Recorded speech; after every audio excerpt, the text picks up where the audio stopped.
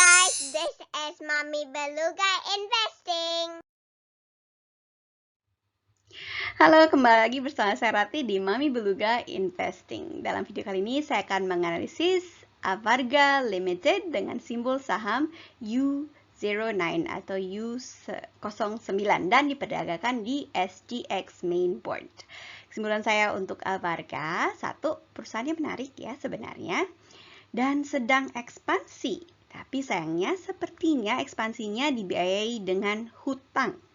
Sisi lainnya yang menarik dari perusahaan ini adalah dividennya, yieldnya cukup tinggi, jadi saya lumayan bersemangat. Oke, gimana saya mencapai kesimpulan di atas? Ikuti video saya sambil membahas profil perusahaan, EPS sejak 2010, dividen, dan lainnya. Jika menurut Anda konten ini informatif atau menarik, mohon pertimbangkan ya untuk mendukung dengan mengklik tombol subscribe dan like. Oke.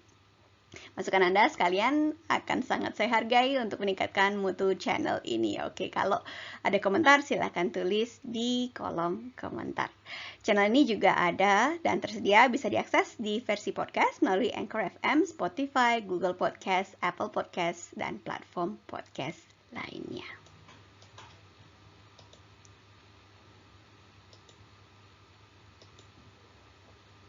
Oke, seperti biasa disclaimer ya, ini video amatir dengan riset amatir.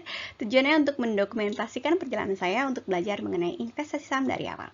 Kalau Anda punya masukan, silakan tulis di komentar. Apa yang saya kemukakan channel ini jangan dianggap sebagai nasihat keuangan. Mohon melakukan risetnya sendiri sebelum buat keputusan keuangan dan investasi. Kalaupun nantinya melakukan risetnya sendiri, semoga data yang saya sajikan di sini dapat membantu. Oke, sekarang kita mulai dengan profil singkat dari Avarga.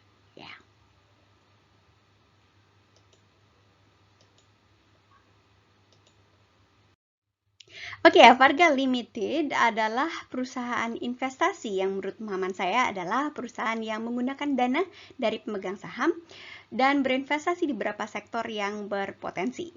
Untuk menambah modalnya, Avarga juga memanfaatkan pembiayaan lainnya seperti hutang dari bank. Oke, sebelum tahun 2018 ya, Avarga dikenal sebagai UPP Holdings sebelum menjadi perusahaan investasi. Bisnis utama mereka hanyalah pabrik kertas di Selangor, Malaysia. Kemudian terjadi transformasi besar-besaran antara tahun 2012 sampai dengan tahun 2018 di mana perusahaan bertransformasi menjadi perusahaan investasi. Pada tahun 2012, perusahaan mulai mengumpulkan uang melalui beberapa channel dan dana tersebut digunakan untuk berinvestasi di beberapa sektor strategis. Satu investasi awal adalah di pembangkit listrik di Myanmar dengan total 58 juta dolar. Perusahaan ini menyatakan, Avarga menyatakan ya sudah balik modal investasi sepenuhnya pada tahun 2018. Jadi penghasilan dari power plant ini atau pembangkit listrik ini adalah murni keuntungan setelah tersebut. Oke, lini bisnis berikutnya ya. Pada saat yang sama, perusahaan juga telah mampu membalikan bisnis kertas mereka ya. Lini bisnis ketiga adalah distribusi grosir bahan bangunan di Kanada dan Amerika Serikat, yaitu Taiga. Lini bisnis ini sepertinya adalah pendorong utama dari pertumbuhan perusahaan. Oke, di layar kita lihat 20 pemegang saham terbesar menurut laporan tahunan perusahaan tahun 2020. Dan berikut adalah daftar pemegang saham substansial yang masih berdasarkan laporan tahunan tahun 2020, tahun yang sama. Seperti yang bisa kita lihat, Mr. Tong Koi Ong, yaitu Executive Chairman perusahaan saat ini, yang juga merupakan ayah dari CEO saat ini, ya, memegang hampir 300 juta saham, yang merupakan sekitar, kalau dilihat dari keseluruhan saham yang beredar ya, sekitar 30% dari saham perusahaan. Jumlah tersebut dipegang melalui dua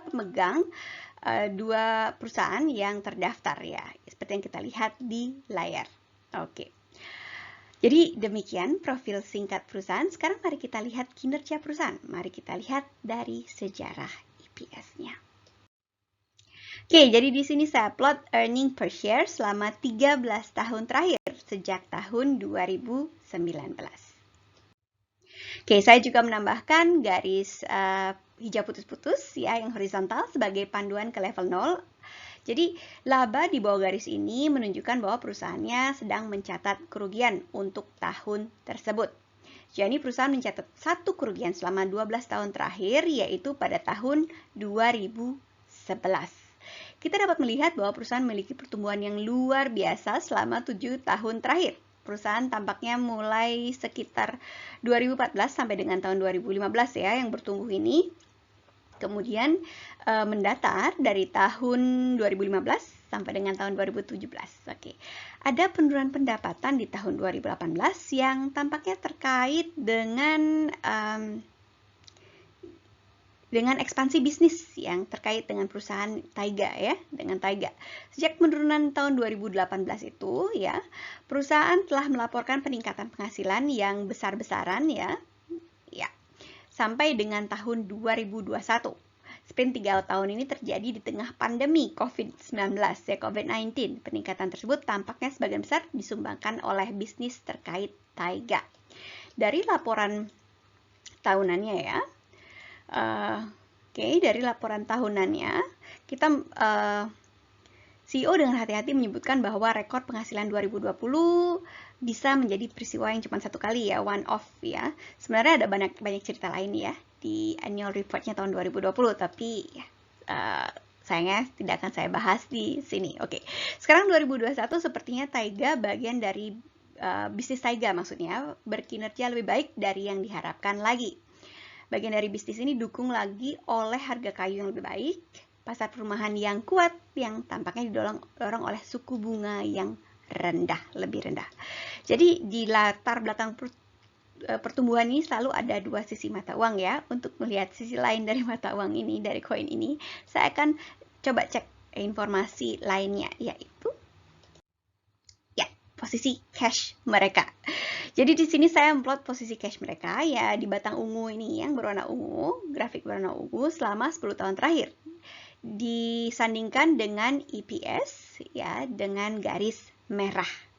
Kita dapat melihat bahwa posisi cash Varga ketat antara tahun 2016 sampai dengan tahun 2020 sebelum mengalami peningkatan di tahun 2021. Oke, bagian yang sama dari koin ini adalah kewajiban atau hutang jangka pendek perusahaan. Di sini saya plot sebagai batang ya, grafik batang abu-abu. Kita bisa melihat di sini hutang Avarga meningkat seiring dengan profitabilitas perusahaan ini. Oke, ini adalah hal yang harus bukan resiko ya, mungkin hal yang harus saya perhatikan dengan dekat kalau saya memutuskan untuk berinvestasi di perusahaan ini. Jadi begitu sejarah laba perusahaan atau EPS perusahaan dan kas versus kewajibannya atau hutangnya. Hutang jangka pendeknya ya. Sekarang mari kita lihat berapa banyak dividen yang dinikmati oleh pemegang saham sejauh ini. Mari kita lihat sejarah dividennya. Oke, untuk melihat pembayaran dividen dan seberapa masuk akalnya, di sini saya memplot 3 lapis informasi. Yang pertama adalah pembayaran dividen selama 11 tahun terakhir yang saya plot sebagai noktah merah dihubungkan dengan garis merah tebal seperti yang kita bisa lihat di layar. Oke, setiap noktah memiliki 2 angka. Yang angka di atas adalah dividen dalam dolar Singapura dan angka di bawah adalah rasio pembayaran terhadap pendapatan per saham atau EPS tahun yang bersangkutan. Catatan ya, dividen tahun yang berjalannya berasal dari kinerja perusahaan di tahun sebelumnya. Jadi misalnya dividen 2019 itu berasal dari penghasilan di tahun 2018 dan seterusnya. Oke, sebagai perbandingan saya plot kembali EPS-nya ya sebagai garis tipis dengan warna yang sama, warna merah. Kita bisa melihat bahwa Avarga itu cukup royal dengan dividen ya. Rata-rata perusahaan membagikan lebih dari 50% dari pendapatan mereka sebagai dividen sampai dengan tahun 2018. Pada tahun-tahun tertentu, perusahaan bahkan terlalu royal sampai membayar hingga 98% dari penghasilannya, yaitu di tahun 2015. Dan sekitar 120% ya melampaui ya EPS-nya di tahun 2018. Ya. Mempertimbangkan ketidakpastian pasar dan kemungkinan kebutuhan modal untuk mengembangkan bisnis terkait taiga mereka yang merupakan penyumbang terbesar dari pertumbuhannya, rasio pembayaran dividen tahun 2020 dijaga cukup rendah, setidaknya untuk standar Avarga ya. Saya kira ini langkah yang cukup oke, jadi perusahaan menyimpan cukup cash untuk mengembangkan perusahaannya untuk grow ya. Oke, sekarang mari kita lihat dari perspektif yang berbeda, kita lihat dividen yield-nya. Oke, di sini saya plot dividen yield rata-rata per tahun sebagai noktah merah. Di setiap noktah saya menempatkan error bar, oke, yang mewakili kisaran hasil selama tahun, kisaran yield maksud saya selama tahun tersebut. Variasi dividen yield dalam satu tahun disebabkan oleh tingkat volatilitas dari harga saham. Dividen yield meningkat jika harga saham turun dan sebaliknya. Oke, kita dapat melihat bahwa sebagian besar tahun 2015 dividen yield lebih baik daripada deposito bank di Singapura, bahkan bunga CPF ya yang sekitar 4%. Saya selama 2 tahun dividen yield bahkan mencapai rata-rata 10%. Oke, dan tergantung bagaimana Anda timing the market, yield di atas 10% itu jadi masuk akal kalau belinya pas sedang murah. Oke, item berikutnya dalam daftar saya adalah penilaian pasar perusahaan ya, harga wajarnya. Oke, mari kita lanjut untuk lihat harga wajarnya. Oke, reasonable price atau harga wajar.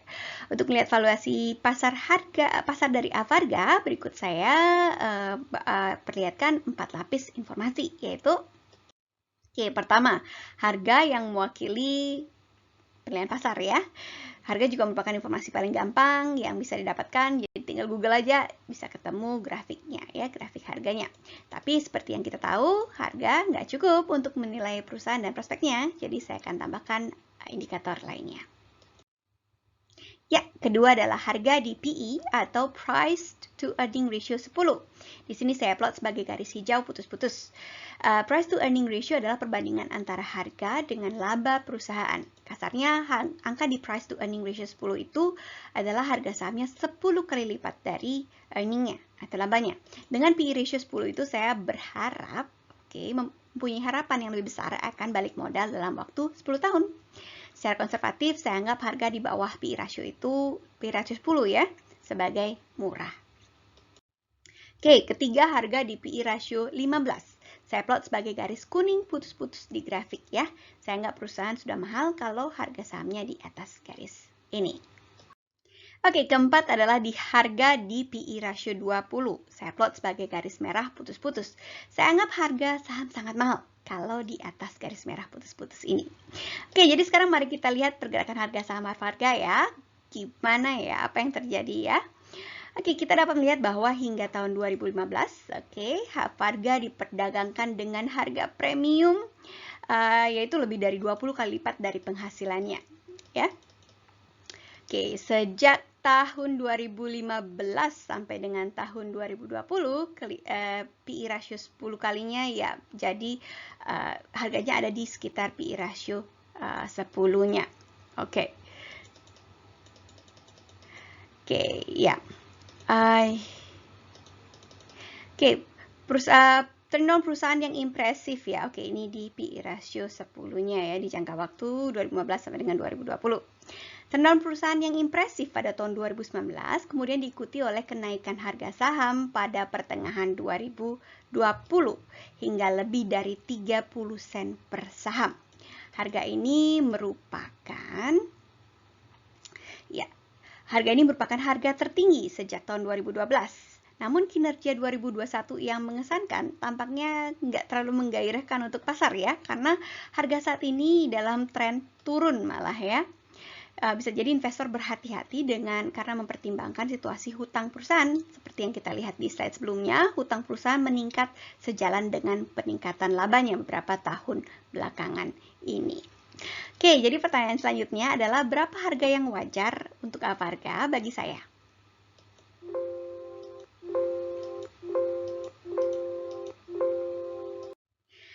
Oke, dari kriteria konvensional saya, harga Avarga saat ini tuh sangat menarik ya, mempertimbangkan perbandingan antara profitabilitas dengan tren harga. Jadi perusahaan kelihatannya sangat undervalued.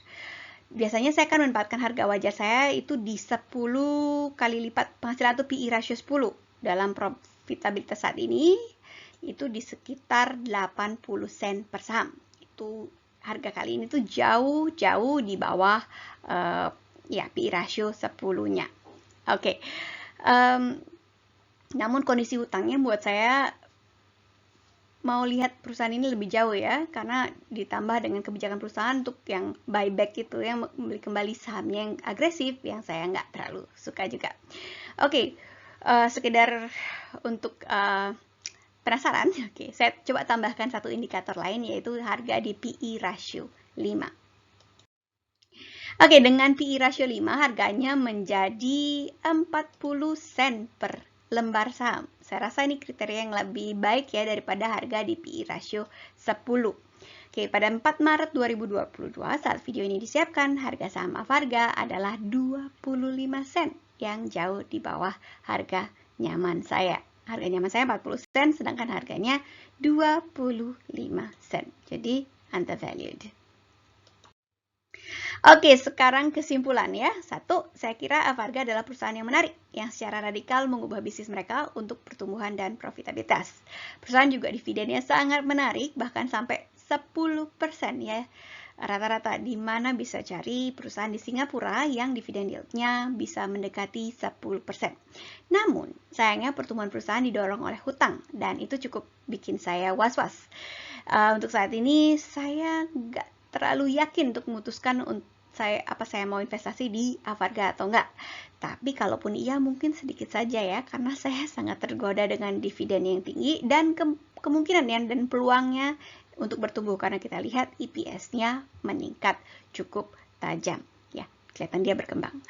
Oke, jika menurut Anda konten ini informatif dan menarik, mohon didukung ya channelnya dengan cara klik tombol subscribe dan like. Oke, kalau ada komentar silahkan tulis di kolom komentar untuk masukan bikin channel ini lebih baik. Oke, channel ini juga tersedia dalam versi podcast melalui Anchor FM, Spotify, Google Podcast, Apple Podcast, dan platform podcast lainnya.